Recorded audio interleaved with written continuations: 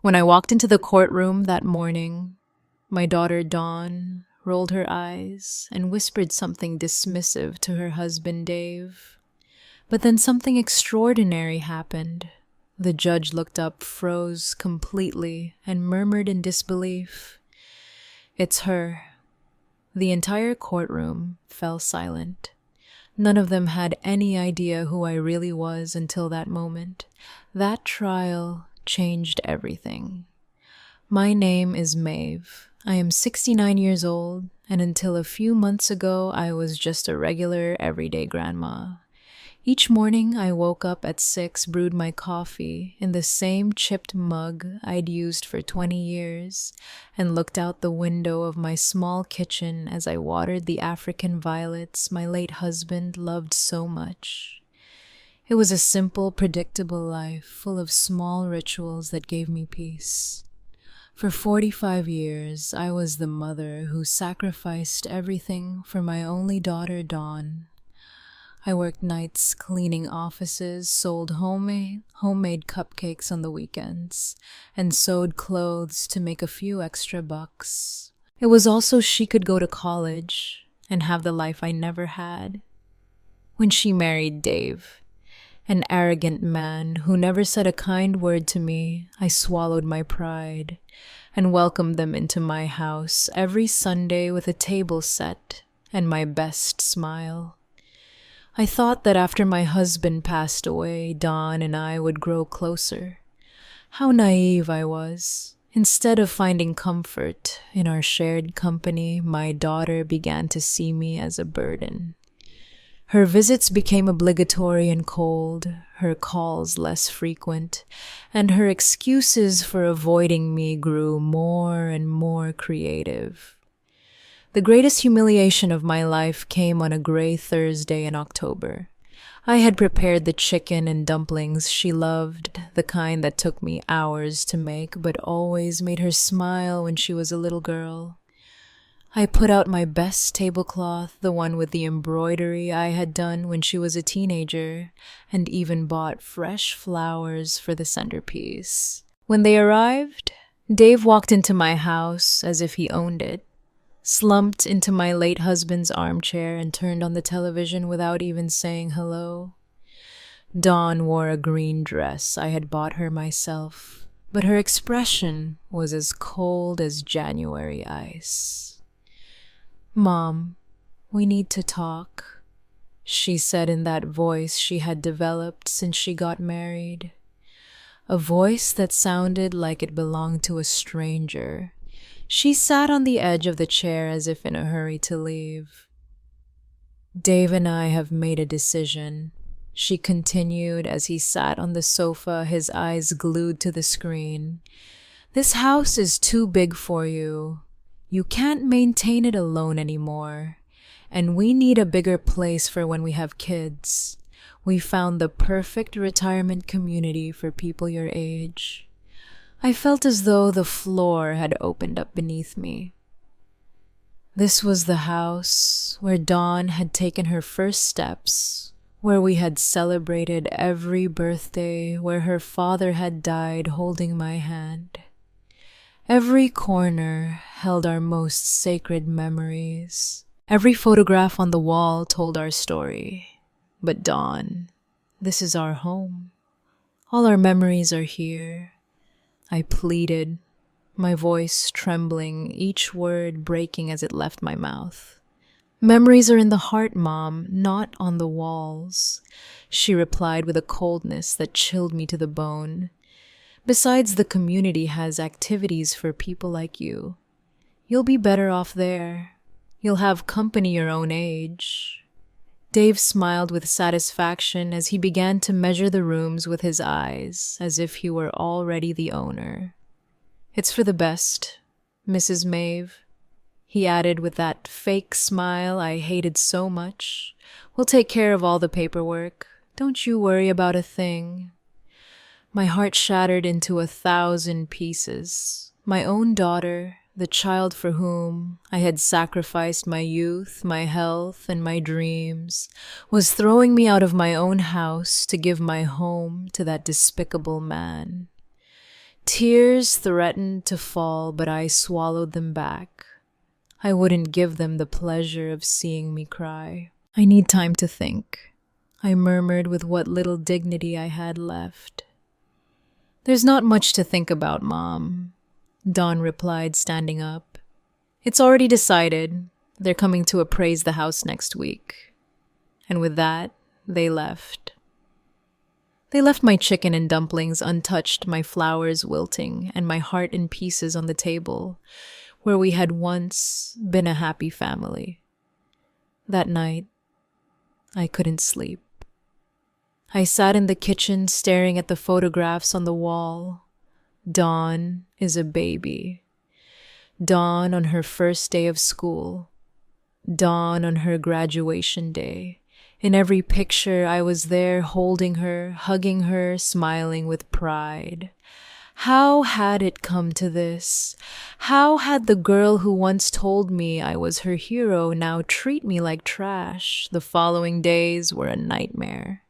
Dave brought a real estate appraiser without warning, a man in a gray suit, who walked through my house as if it were an object for sale. He took notes, measured rooms, and talked about potential and necessary renovations as if I weren't even there.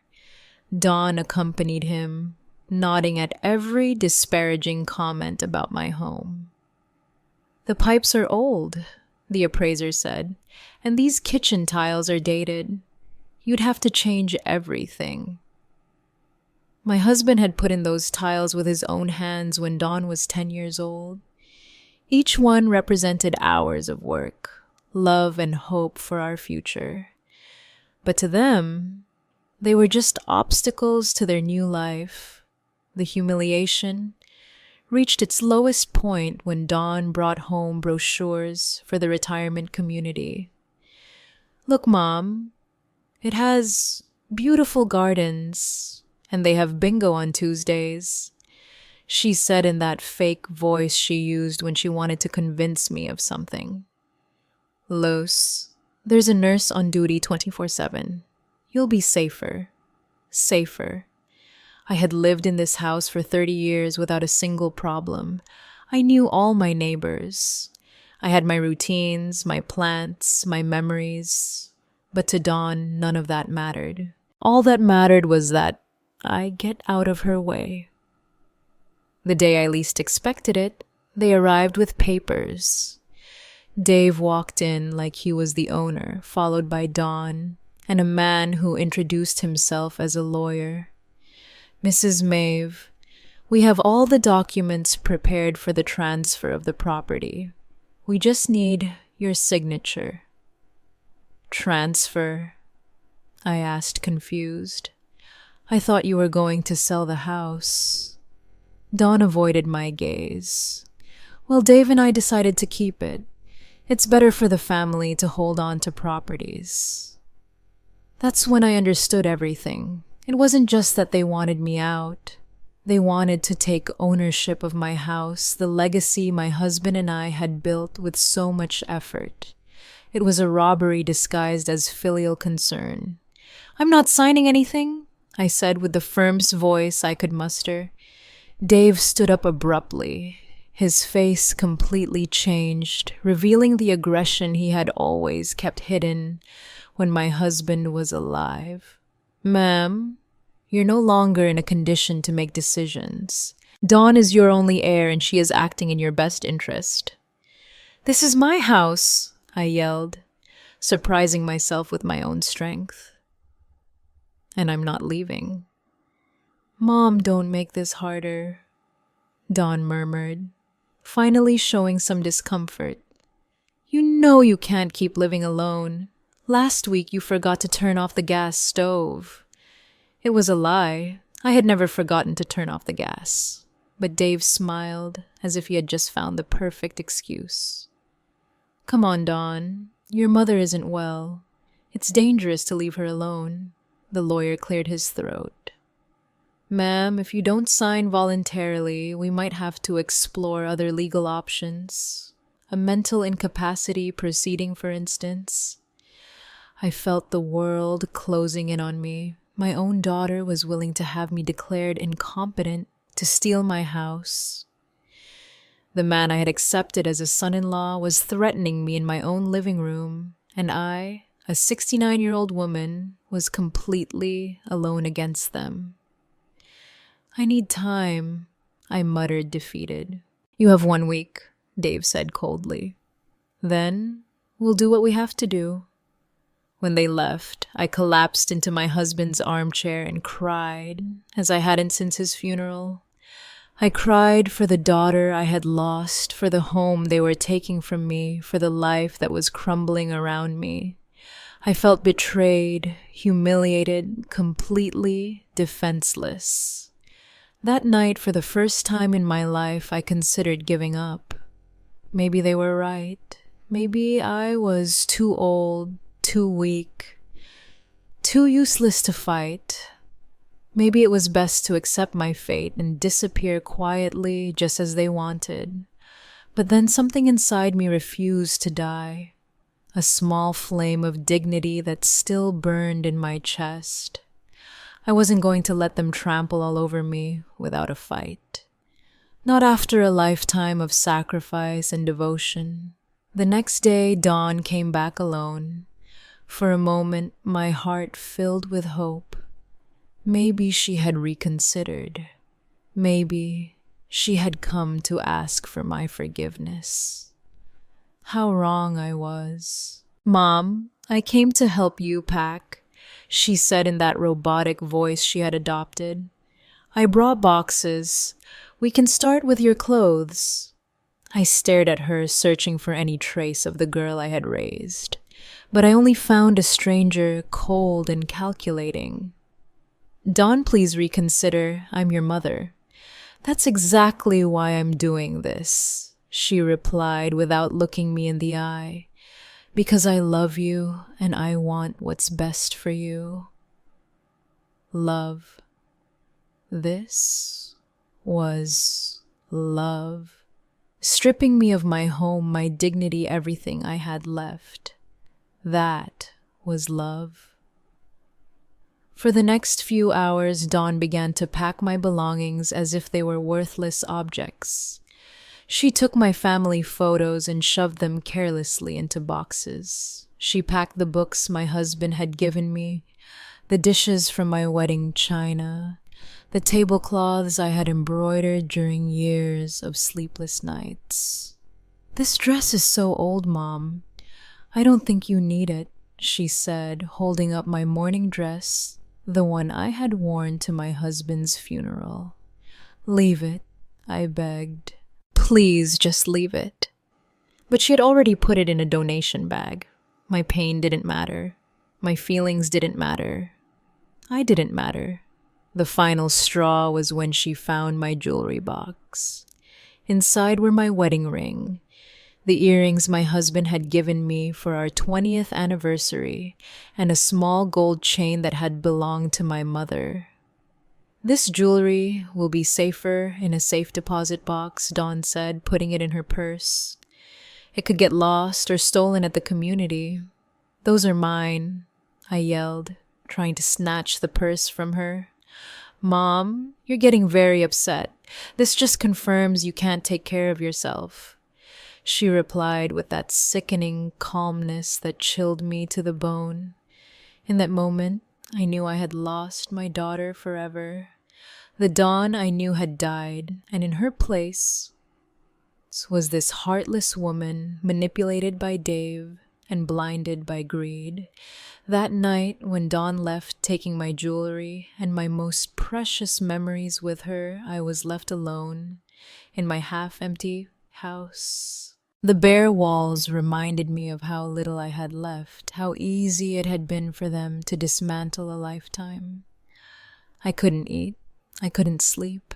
I sat on the floor of my living room, surrounded by open boxes and scattered memories, and I wondered how it had come to this, at what point I had become invisible when I had ceased to matter. The following days were a living hell. Dave came early every morning to supervise the process as if I were incapable of packing my own things. He brought in strangers who measured, photographed, and appraised every corner of my house. They talked about me as if I weren't present, as if I were an old piece of furniture that needed to be removed. The lady will have to speed up the process. Dave said to Dawn, "The movers are coming on Monday." It was Friday. I had 3 days left in the home where I had lived for 30 years, where I had raised my daughter, where I had loved and been loved. "What if I don't finish packing?" I asked in a whisper. "Don't worry, Mom," Dawn replied without looking up from her phone. "The movers will take care of everything. Just take what's essential." What's essential? As if an entire lifetime could be reduced to the essential. That afternoon, after they left, I walked through my house like a ghost. I touched the walls my husband had painted. I sat in every chair where we had eaten family breakfasts.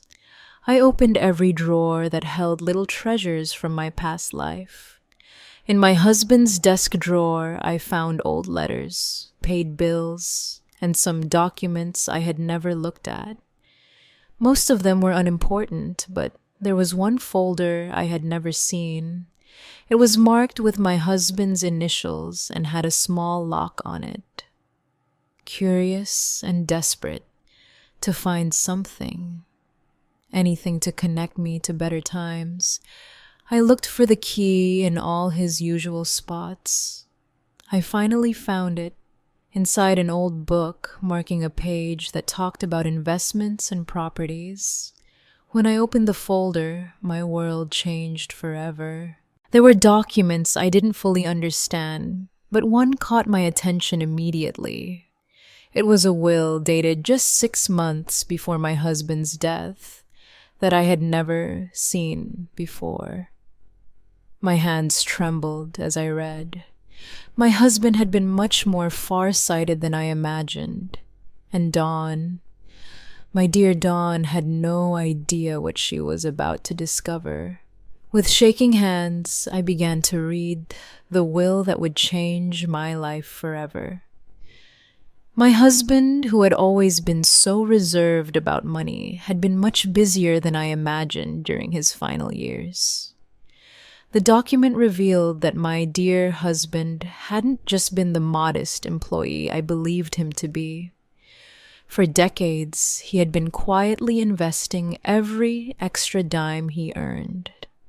He had bought small properties when prices were low.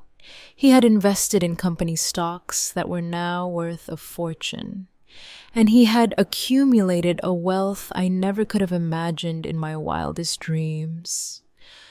But that wasn't all.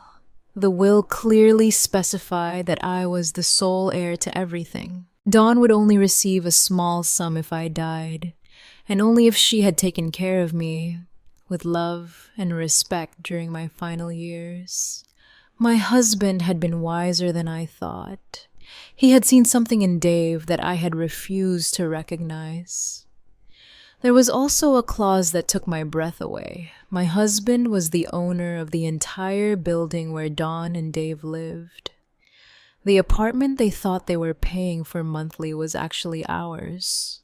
All the tenants in the building were paying rent to us, and that rent had been automatically deposited into an account I knew nothing about.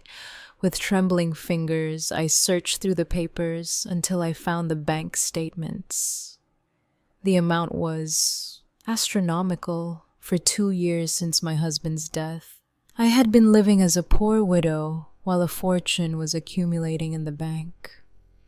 There were more surprises. My husband owned shares in the company where Dave worked. Not just minor shares, but a significant enough stake that he could practically influence the company's decisions. There were also investments in restaurants, small businesses, and even a large piece of land on the outskirts of the city that was now worth millions. I read and reread every document, every contract, every certificate. Everything was there, perfectly organized and legal. My husband had built a silent empire, and I was its empress without even knowing it. But what impacted me most was a personal letter I found at the end of the folder. It was in my husband's own handwriting, addressed to me, "My dearest Maeve." The letter said, "If you are reading this, it means I am no longer with you, and you have found this treasure I kept for you. Forgive me for not telling you while I was alive, but I wanted it to be a surprise for your golden years. You always worked so hard. You always sacrificed so much for Dawn and me that I wanted to make sure you would never want for anything." Tears began to roll down my cheeks as I continued reading. I must also confess something. I never completely trusted Dave. There's something about him I don't like. An ambition that worries me. That's why I structured everything this way. If Dawn takes care of you and respects you as you deserve, she will have a comfortable life. But if she ever treats you badly or tries to take advantage of you, you have all the power to protect yourself. My husband had foreseen exactly what was happening. He had seen right through Dave from the beginning and had prepared my defense before he died. Use this power wisely, my love. Not to hurt, but to protect yourself and to teach. Deep down, Dawn is a good person. She's just confused. But if you need to defend yourself, you now have the tools to do it. Signed, your husband who loves you for all eternity. I sat on the floor of my living room, surrounded by documents worth millions, crying for the wise man I had lost and for the daughter I was about to lose. But for the first time in months, they weren't tears of defeat. They were tears of gratitude, of hope, and yes, also of silent satisfaction. Dawn and Dave thought they were stripping me of everything. They had no idea that I owned the building where they lived, the shares of the company where he worked, and properties all over the city. They thought they were throwing me out of my house to take it for themselves, not knowing that this house was the least valuable thing I owned. That night, I didn't sleep. But for the first time in weeks, it wasn't because of sadness. It was because my mind was working, planning, calculating. My husband had given me more than money. He had given me power, and now I had to decide how to use it. Monday morning arrived with a light rain tapping against the windows. Dawn and Dave showed up early with the movers, expecting to find me packed and ready to leave. Instead, they found me sitting calmly in my favorite armchair, sipping tea as if it were any other day. "Mom, what are you doing? The movers are already here," Dawn said with that impatience she had developed. "I'm not leaving anymore," I replied with a calmness that surprised even me. Dave came closer with that threatening smile I knew so well. "Mrs. Maeve, we already talked about this. You don't have a choice." I looked him straight in the eyes for the first time in years. "You're right, Dave. I don't have a choice. But it turns out you don't either." Something in my tone must have alerted them because Dawn came closer with a worried expression. "What are you talking about, Mom? I'm talking about the fact that I just discovered something very interesting about my financial situation," I said, taking another sip of tea. "But don't worry, you'll understand everything soon." Dave and Dawn looked at me with that expression they reserved for when they thought I was talking nonsense. But I was no longer the same scared woman from the week before. I had a plan, and most importantly, I had the power to execute it. "Mom, enough with the games," Dawn said with irritation. "The movers are waiting, and they have other jobs after hours." "Then they can leave," I replied calmly. "Because they're not moving a single thing here." Dave stood up abruptly. "Ma'am, I don't think you understand the situation. You no longer have a choice in this matter. On the contrary, Dave, I think it's you who doesn't understand the situation. I slowly got up from my chair and walked to the desk where I had left some of the documents I had found. Not all of them, just a few that I needed for this conversation. Did you know that your apartment, the one you've been living in for 3 years, has never been paid to the real owner? Dawn frowned. What are you talking about? We pay it religiously every month. Yes, but you pay it to a property management company that in turn deposits the money to me because I own the entire building. The silence that followed was deafening. Dave was the first to react with a nervous laugh. That's impossible. You live on a measly pension. I lived on a pension because I chose to, I replied, enjoying every second of their confusion. My husband was much smarter than any of us imagined. I showed them one of the property deeds. Dawn took it with trembling hands and read it 1, 2, 3 times. This can't be real, she murmured. It's as real as the fact that you were throwing me out of my own house to take it for yourselves. But it turns out this house is the least valuable thing I own. Dave snatched the document from Dawn's hands. His face turned pale as he read. This has to be fake, a forged document. You can verify it whenever you like. I said with a smile I hadn't felt in months. In fact, I encourage you to do so. Dawn collapsed onto the sofa as if her legs had been cut out from under her. Why didn't you ever tell us anything? Because I didn't know myself until 3 days ago. Your father kept this secret to protect me. What a visionary he was. Dave began to pace the room in circles, clearly agitated. This changes everything, Dawn. If your mother really owns the building, it means she can evict you whenever she wants. Along with all the other tenants who have been paying me on time for 2 years, I completed the sentence for him. You can't do that, Dawn said, her voice cracking. We're family. Family. The word came out of my mouth with more bitterness than I intended. Like when you were going to declare me mentally incompetent to steal my house. Like when you packed my memories as if they were trash. Like when you took my mother's jewelry. Dawn began to cry. But they were no longer the manipulative tears she had learned to use. They were tears of genuine terror. Mom, please, we can fix this. It was all Dave's idea. Dawn, Dave yelled, furious that she was blaming him. It's true, she continued, ignoring him. He convinced me it was what was best for you. He said you were losing your memory, that you couldn't take care of yourself. And you believed him? I asked, feeling my heart break once more. Do you know your mother so little that you believed him over your own intuition? The movers who had been waiting at the entrance came closer, confused. Excuse me, are you taking the stuff or not, because we have another job in an hour? No, I replied firmly. Nothing is being moved here.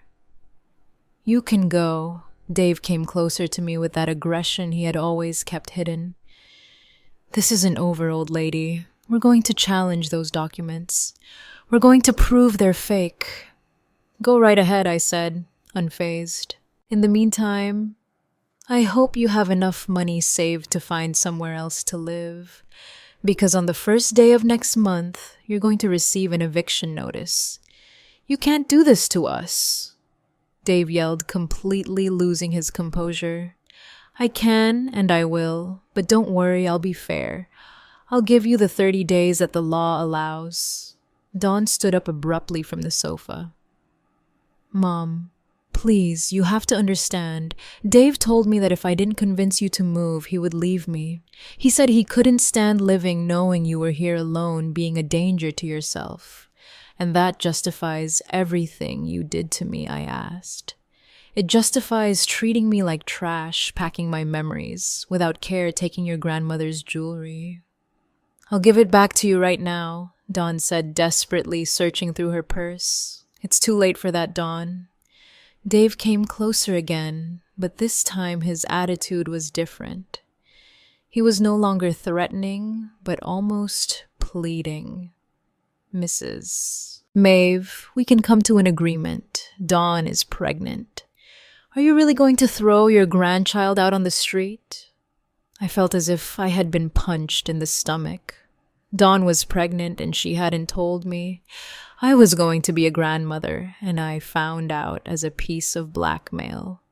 Is it true? I asked Dawn. She nodded through her tears. I wanted to tell you a different way.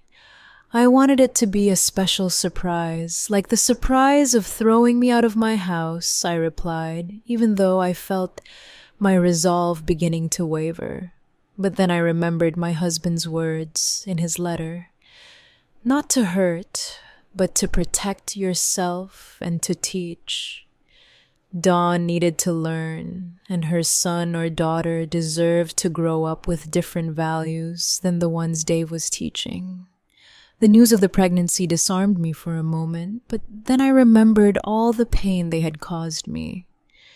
A baby didn't erase the humiliation, the contempt, or the months of suffering they had put me through. Congratulations on the baby, Dawn, I said with a calmness that was hard to maintain.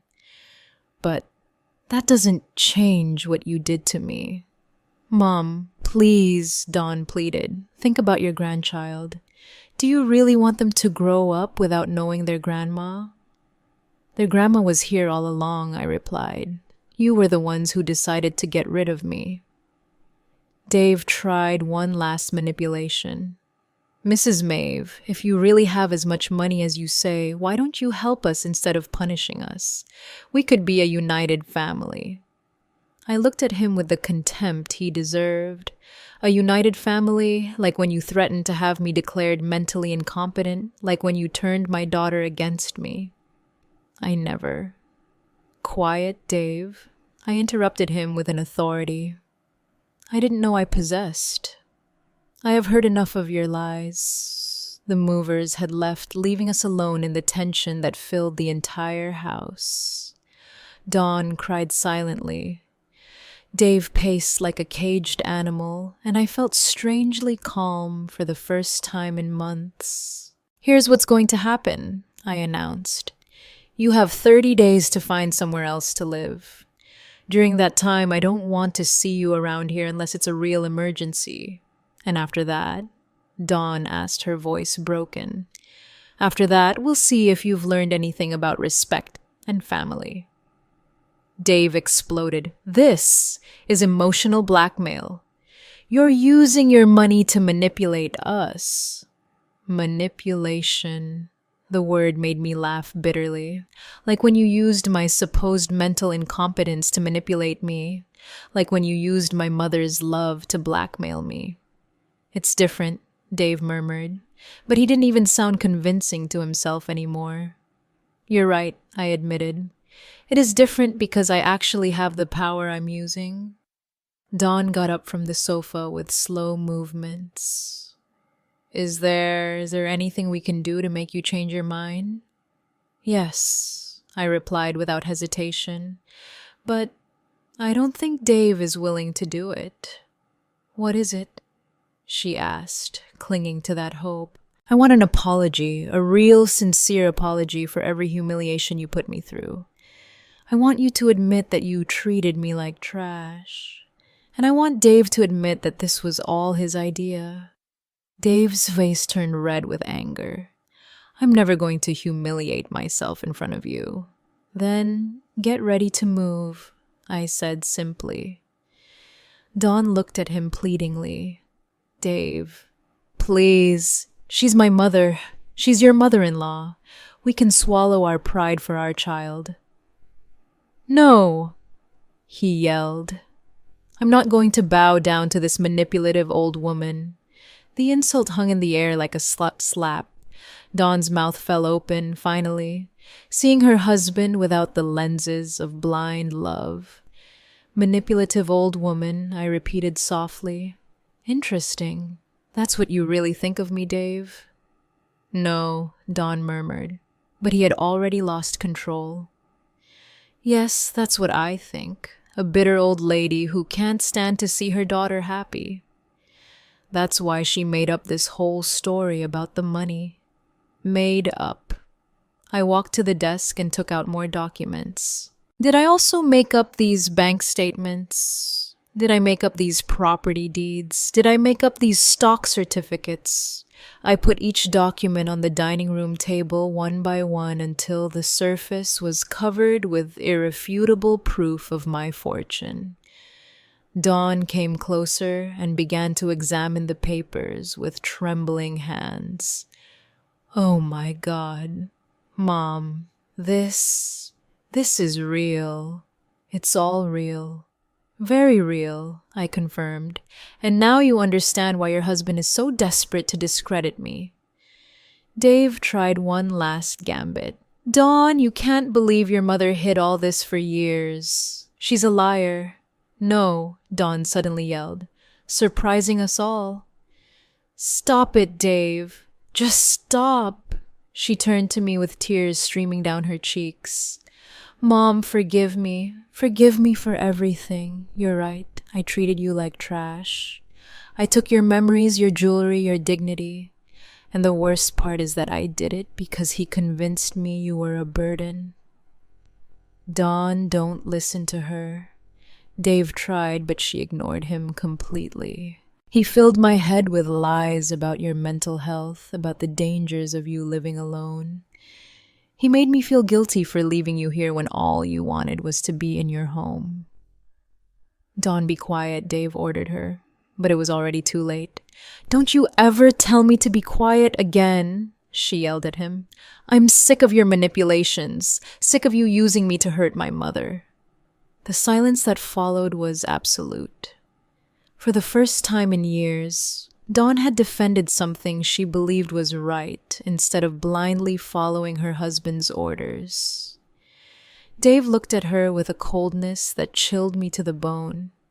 If you choose your mother over me, Dawn, this relationship is over. Dawn stood motionless for a moment, processing the ultimatum. Then to my surprise, she straightened up and looked him directly in the eyes. Then it's over, she said in a voice I had never heard from her before. Dave was paralyzed, as if he couldn't believe what he had just heard. For years, he had controlled her every decision, every thought, every move. And now, for the first time, she had told him, "No, you're not serious," he murmured with a nervous smile. "You're pregnant, Dawn. You can't raise a child alone." "I won't be alone," Dawn replied, looking at me for the first time in months with something that resembled love. "I have my mother, but I wasn't ready to forgive so easily. The months of humiliation, the nights of crying, the feeling of having lost my only daughter, all that didn't just disappear with a few words. Dawn," I said softly, "I appreciate that you finally opened your eyes, but this doesn't fix everything that happened." Her face fell. "Mom, please. I know I don't deserve your forgiveness, but I'm willing to do whatever it takes." Dave, seeing that he was losing control of the situation, adopted a different attitude. He suddenly knelt in front of me with a look of repentance I knew was fake. "Mrs. Maeve, you're right. It was all my fault. I convinced Dawn that you couldn't take care of yourself. I pressured her into making difficult decisions. Please forgive me." I looked down at him, feeling a mixture of satisfaction and disgust. It was pathetic to see him grovel after months of arrogance. "You're asking for forgiveness now, Dave, when you discover that I'm not the poor, helpless old woman you thought I was. I was terribly wrong," he continued with that performance I also knew. "Let me make it up to you. We can be a happy family." "A happy family," I repeated, like when you threatened to have me declared mentally incompetent. That was a mistake. Like when you called me a manipulative old woman 5 minutes ago. Dave swallowed hard, realizing that every word he had said was being used against him. I was upset. I didn't know what I was saying. No, I said firmly. You knew exactly what you were saying. You were showing your true face for the first time. I turned to Dawn, who was watching the scene with a look of shame and pain. And you, Dawn, for months, you treated me like a nuisance. Do you think an apology erases all that? No. She admitted, her voice cracking. I know I can't erase what I did, but I can try to make things right. How Dawn looked at Dave, who was still kneeling on the floor with a pleading expression. Then she looked at me. By leaving him, she said finally.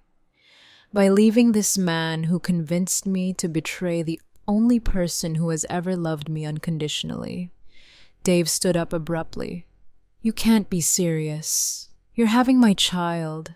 I am having my child. Dawn replied with a determination that filled me with pride despite everything. A child. I don't want to grow up watching his father manipulate and mistreat his grandmother. Dawn, you're making the biggest mistake of your life, Dave threatened. The biggest mistake of my life was marrying you, she retorted. Dave looked at both of us with pure hatred. This isn't over. I'm going to fight for custody of my child. I'm going to prove that both of you are crazy. What money are you going to fight with? I asked calmly. Because tomorrow morning I'm going to talk to your boss. Did you know I own enough shares in your company to influence personnel decisions? Dave's face turned completely pale. You wouldn't dare, after all you've done to me. Of course I would. That's an abuse of power, he muttered. Like when you abused my mother's love to manipulate me. Like when you abused Dawn's trust to turn her against me. Dave headed for the door but stopped before leaving. This doesn't end here, he said, his voice full of venom. I'm going to destroy both of you. Go ahead and try, I replied unfazed. But do it from somewhere else because you have exactly one more to get your things out of my building. 1 hour? You said we had 30 days. That was when Dawn was with you. Now that she's on her own, there's no reason for you to keep living on my property. He slammed the door behind him, making the whole house tremble.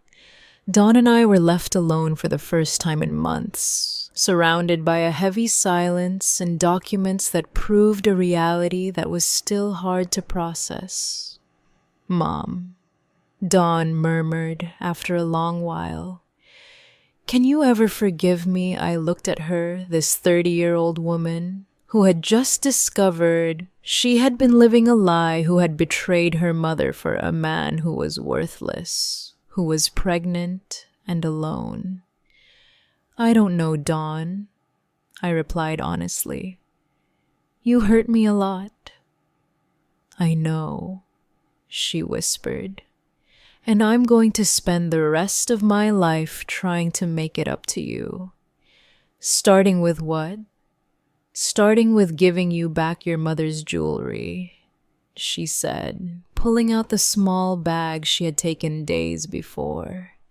And by asking if I can stay here tonight, I have nowhere else to go. I looked at the bag with my mother's jewelry.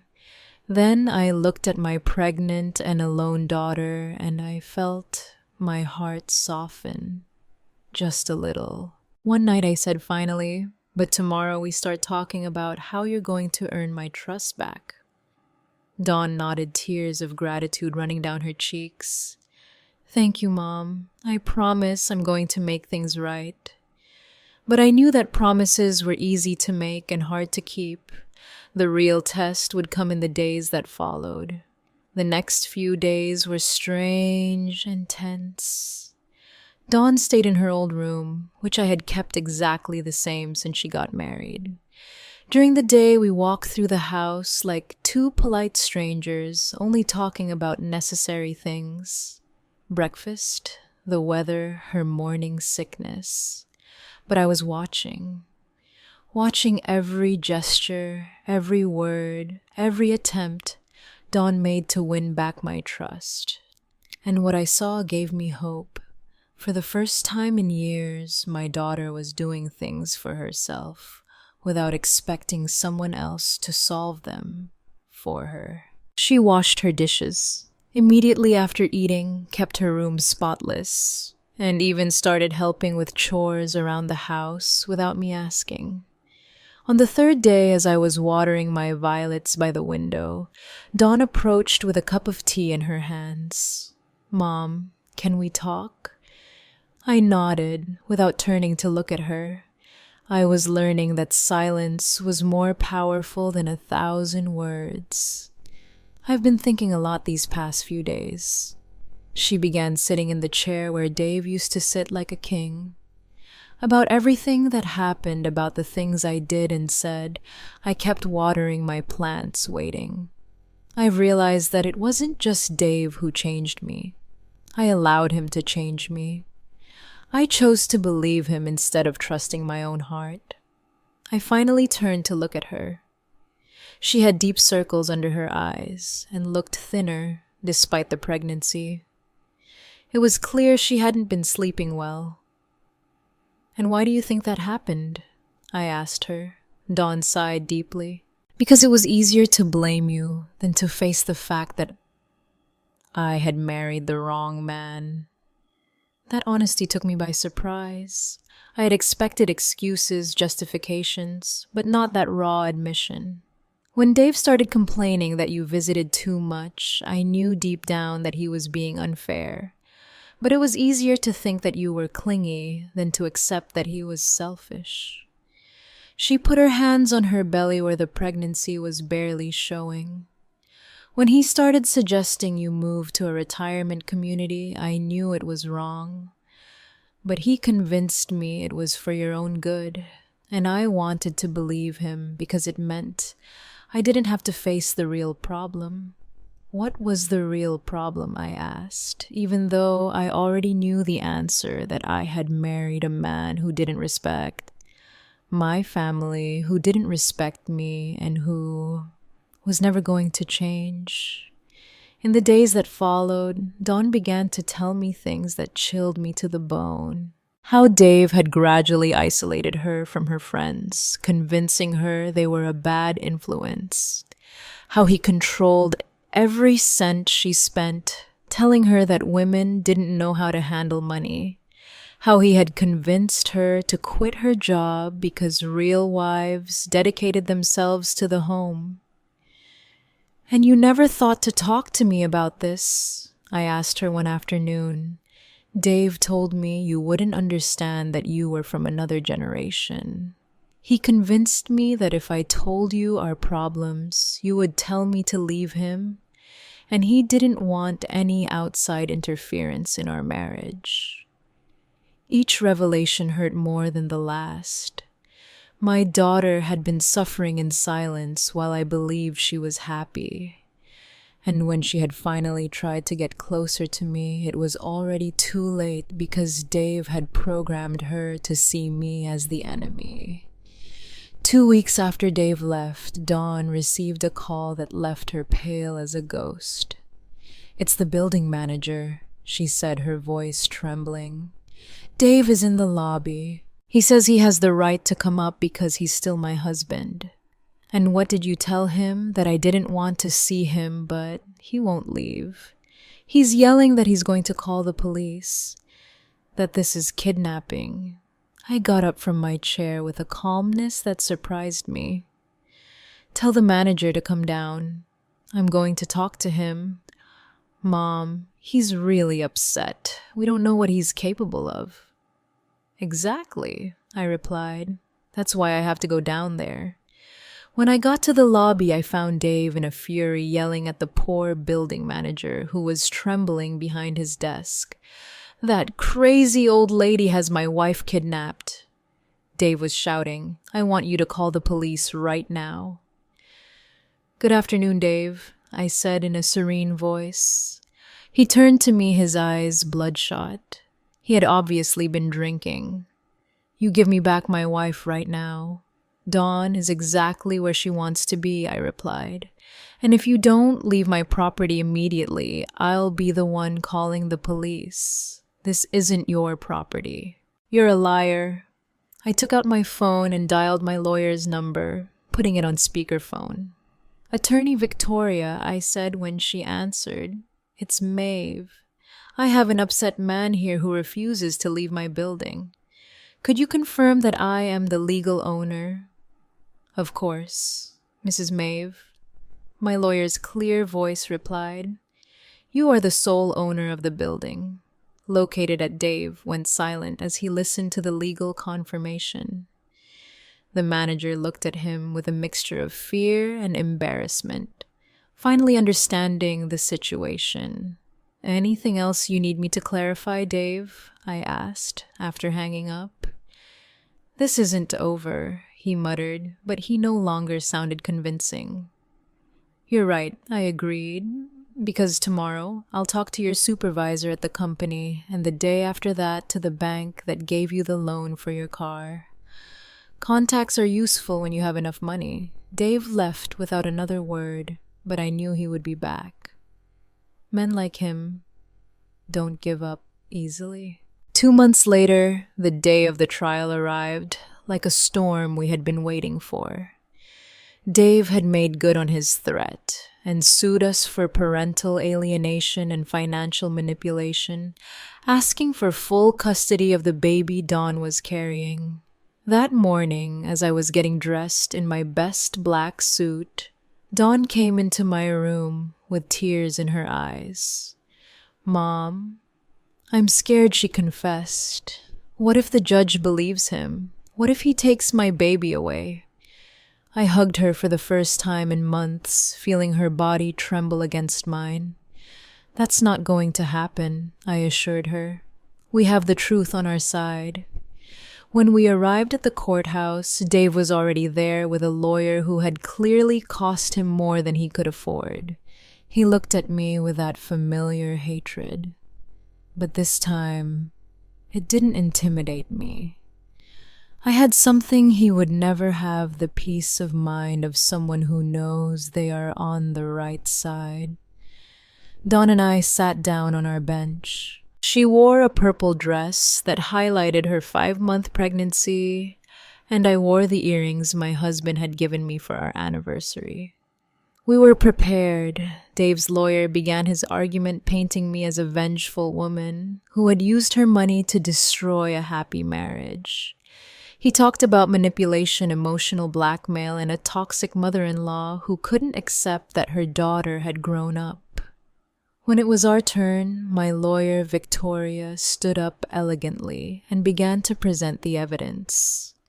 Text messages where Dave insulted Dawn, recordings where he threatened to leave her if she didn't throw me out of my own house, testimonies from neighbors who had heard his yelling and abuse.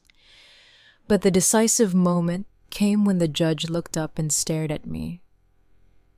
Mrs. Maeve Williams, he asked in disbelief.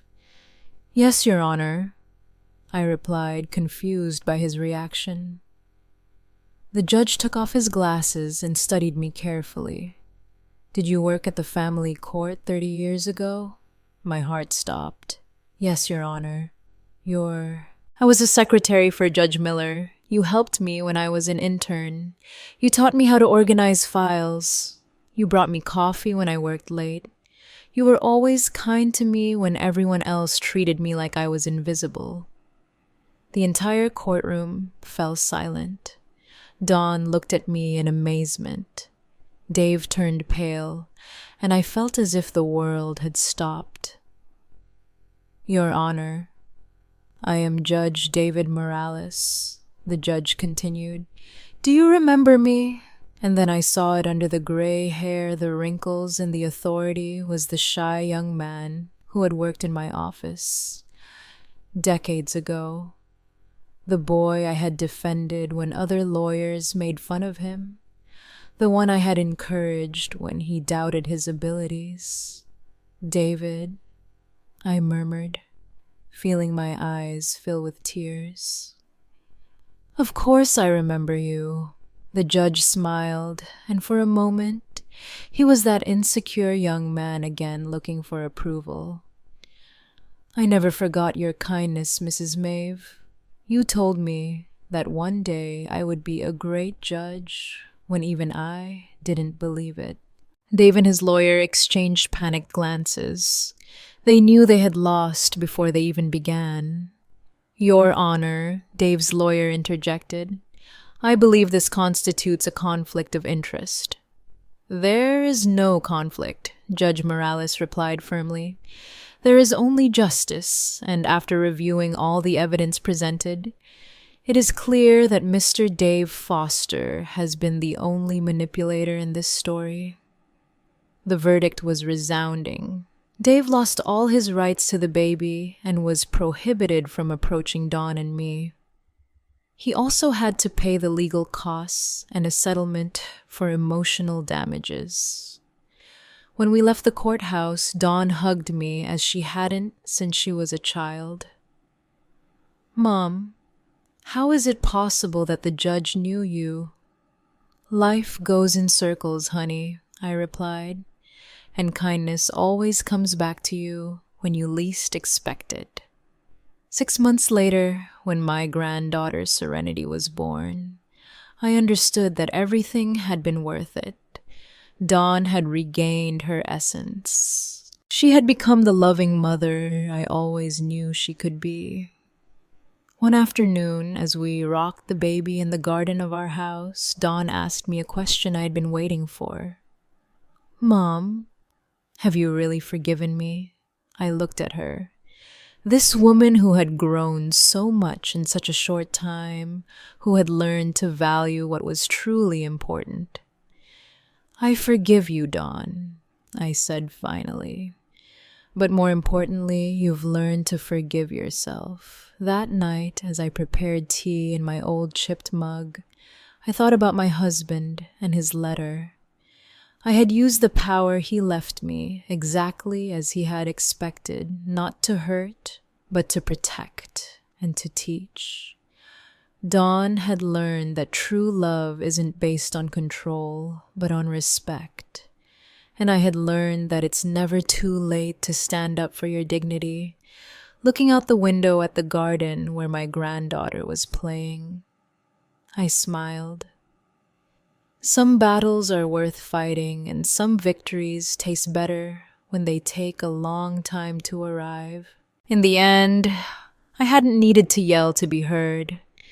I had only needed to remember who I really was and defend it with the peace of mind of someone who knows they are on the right side of history.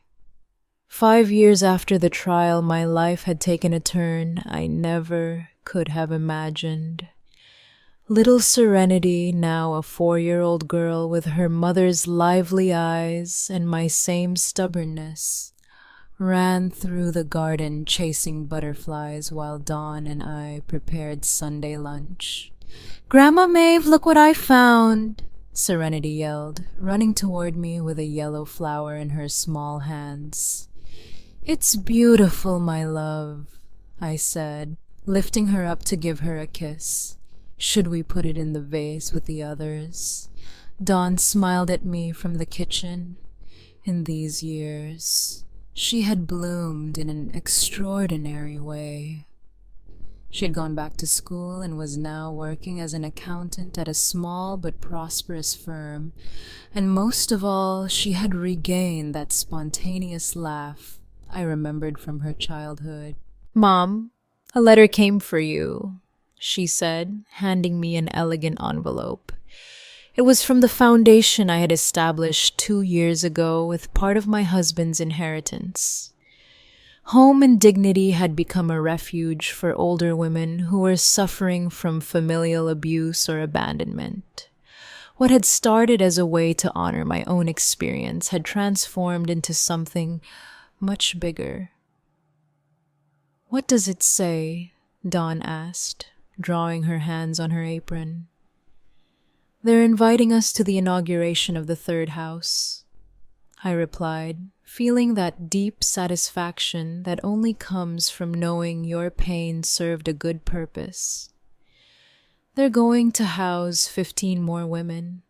In these years, we had helped more than 50 women rebuild their lives. Some arrived as I had been stripped of their dignity by ungrateful children or abusive relatives. Others came alone without family, but with similar stories of abandonment and mistreatment. The doorbell interrupted my thoughts. Dawn went to open it and came back with a mysterious smile. "Mom, you have a visitor." Behind her appeared retired Judge David Morales, accompanied by an elegant woman with silver hair. "Mrs. Maeve," he greeted me with that warm smile he had kept since he was young. "I want to introduce you to my wife, Elena." "It's an honor to meet you," Elena said, taking my hands. "David has told me so much about you. He says you were one of the most important people in his professional training." "He exaggerates," I replied, but I was deeply moved. "Not at all," David insisted, "and that's why we wanted to invite you personally. The Retired Judges Association is going to give you an award for your work with the foundation." "That's not necessary," I began to say. "Yes, it is," he interrupted me. "Your story inspired many of us to reflect on true justice, the kind that goes beyond written laws."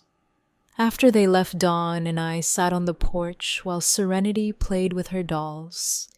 The garden was more beautiful than ever, and I had hired a gardener, but I still personally took care of the African violets my husband loved so much. "Do you know what I admire most about you, Mom?" Dawn asked me suddenly. "What?" "That you never got bitter after everything I put you through. After all the pain, you never let it harden your heart." "Of course I got bitter," I admitted. There were nights when resentment was eating me up inside. "But your father taught me something very valuable in his letter.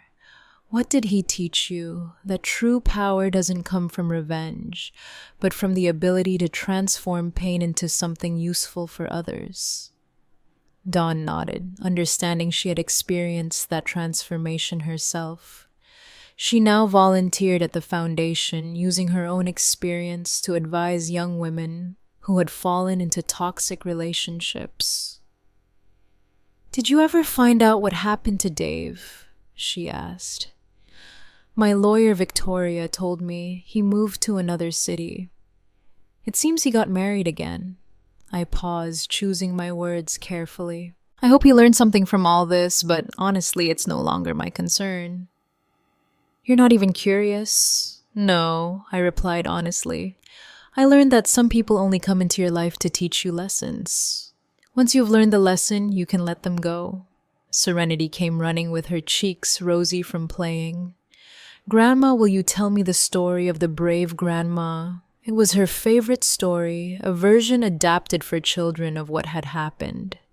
In my version, the grandma discovered she had magical powers and used them to protect her family from a big bad dragon. Again, I pretended to complain, but I was already lifting her up to sit her on my lap. "Yes, and don't forget the part where the good judge helps her." As I told the story for the nth time, I thought about how strange destiny was. I had needed to lose everything to discover what I truly had. I had to hit rock bottom to find my real strength. "And happily ever after?" Serenity asked when I finished. "Happily ever after," I concluded. "The brave grandma found her happy ending." "You found your happy ending," Grandma Serenity said. I looked around. Dawn was setting the table for dinner. The garden was blooming. My beautiful granddaughter was in my arms, and the letter from the foundation promised to help even more women. "Yes, my love," I replied. I did. That night, after putting Serenity to bed, I sat in my favorite armchair with a cup of tea and the letters that arrived weekly from the women we had helped.